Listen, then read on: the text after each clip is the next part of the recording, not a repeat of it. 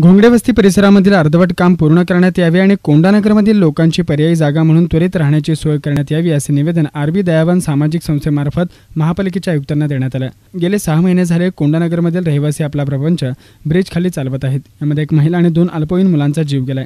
हे सर्व पाहून महापालिकेचं लक्ष नाही। कोंडानगर झोपडपट्टीतील सर्व घरे महापालिकेने उद्ध्वस्त केली आहेत। त्यामध्ये गंगूबाई प्रकाश नायकवाड या महिलेला ब्रिज खाली जीव गमावा लागला आणि ती महिला आपल्या 4 मुलांना पोरकी झाली। तसेच तेथील शिवलिंग सिद्धप्पा हिरोळे याही मुलाचा साप चावून जीव गेलाय आणि घर उद्ध्वस्त झालेल्या मानसिक टेन्शनमुळे परशुराम अशोक सोनकांबळे याही मुलाचा जीव गेलाय। आणखी किती लोकांचा जीव गेल्यास महापालिकेच्या आयुक्तांना जाग येणार असे निवेदन आरबी दयावान बहुउद्देशीय सामाजिक संस्थेच्या मार्फत महानगरपालिकेचे आयुक्त आणि उपायुक्तांना देण्यात आले। तरी राहण्यास घर नसल्यामुळे तेथील रहिवाशांना महापालिकेने पर्यायी जागा म्हणून राहण्याची सोय करण्यात यावी, अन्यथा संस्थेच्या मार्फत तीव्र आंदोलन महापालिका गेट समोर करण्यात येईल असा इशारा आरबी दयावान सामाजिक संस्थेच्या मार्फत देण्यात आला।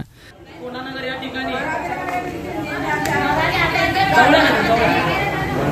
या ठिकाणी 6 महिने झाले महापालिकेच्या अतिक्रमणाने त्यांचे घर पूर्ण उद्ध्वस्त करण्याचं काम महापालिके केलेले आहे। त्याकडे आता एवढे महिला असं उन्हाळा पाऊस बघितलेत, त्याने त्यांच्या जीवाची न पर्वा करता आपल्या ब्रिज खाली आपला संसार चालवत आहेत। पण महापालिकेच्या आयुक्त साहेबांना एवढी जाणीव येईना, त्याने त्यांच्यापर्यंत कुठल्याही लक्ष दिलं नाही, ना जिल्हाधिकारी नाही ना आयुक्त साहेबांनी तिथे वैयक्तिक येऊन काय भेट दिली नाही। त्या ठिकाणी तसेच एका महिलेचा जीव गमावा लागला। त्या ठिकाणी 2 मुलांचा जीव, एका मुलाचा जीव जे घर गेला म्हणून शेतामध्ये त्यांनी राहायला गेले, शेतामध्ये एका मुलाचा साप चावून जीव गेला। त्या ठिकाणी दुसरा घराच्या टेन्शन मानसिक टेन्शन अजून एक मुलगा त्याचाही जीव गेलेला आहे। त्याच्या मानसिक टेन्शनमुळे त्याला घर नसल्यामुळे महापालिकेच्या आयुक्तांना एवढीही जाणीव नाही की त्याने कोणताही विचार न करता त्यांच्याकडे कुठलाही लक्ष दिलं नाही। आतापर्यंत आम्ही संस्था संघटनेच्या मार्फत निवेदन वेळोवेळी देऊनही त्यांचं कुठलंही लक्ष नाही।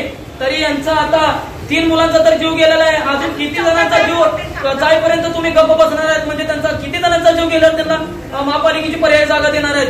बीडी घरकुल मध्ये अनधिकृत बांधकाम केलेले आहेत, पूर्ण आराखडा माझ्याकडे आहे, त्याच्याकडे नाही का बुलडोजरने फिरवा म्हणून आदेश देऊनही महापालिकेच्या अधिकाऱ्यांनी कुठलाही त्याच्यावर आतापर्यंत हातोडा केला फिरवला नाही। पण गरीब लोकांच्या वस्त्या ठिकाणी जाऊन त्या लोकांचे घर उद्ध्वस्त करण्याचं काम महापालिकेने आता केलेलं आहे। घोंगडे वस्ती या परिसरामध्ये आता बरोबर 20 दिवस झालेले आहेत। लहान लहान लेकरं त्यांच्या आजारी पडलेले आहेत, त्यांचे वयोवृद्ध लोक आजारी पडलेले आहेत। त्यांचाही जीव गेल्यावर मग तेव्हा जाग येणार का? मग तेव्हा त्यांना नाही का बांधायची परमिशन देणार का? संस्थेचे अध्यक्ष रमाकांत बाळशंकर, सामाजिक कार्यकर्ते विश्वभूषण कांबळे, विश्वरत्न कांबळे, सोनू जाधव, सोनू ओव्हाळ, बबलू वाघमारे, अमोल शिंदे, अजय सिंग, तौसिफ शेख, राहुल बाळशंकर, विजय कांबळे आणि कोंडानगरमधील सर्व रहिवासी आदींची उपस्थिती होती।